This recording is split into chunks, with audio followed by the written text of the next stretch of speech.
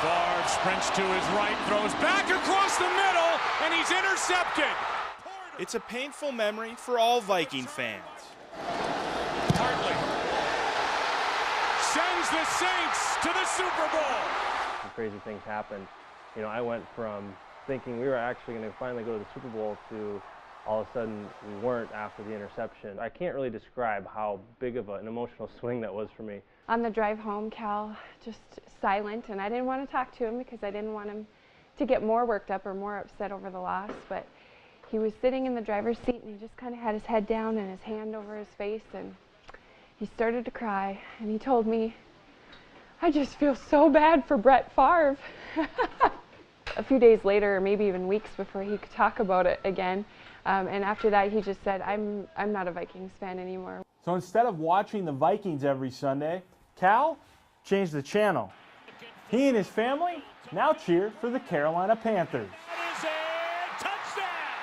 I have no stress level at all when it comes to Panthers games, you know, whether or not, you know, if it's a playoff game or whatever. I've just gotten to the point where I love watching football, I love watching the X's and O's, and I just happened to pick a team so that I could wear their colors all the time. There was a process in picking a new team to cheer for.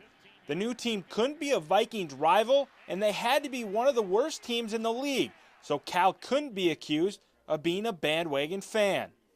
Similar to me, his friends didn't believe that he wouldn't be a Vikings fan again either.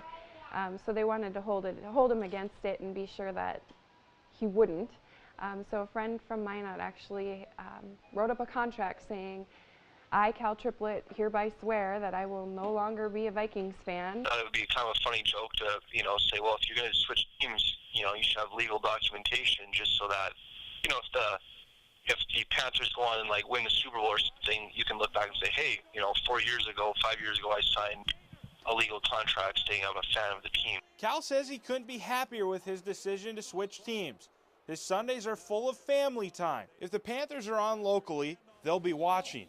But if not, that might mean watching The Little Mermaid with his daughters. The way my life is and the way my family is set up and, you know, the things that we do on weekends, I just can't really be a diehard fan, so this is the next best option, I guess. The triplets hope that someday they can take a family trip to Charlotte for a Panther game and fully solidify their fandom. I'm Eric Manlove reporting.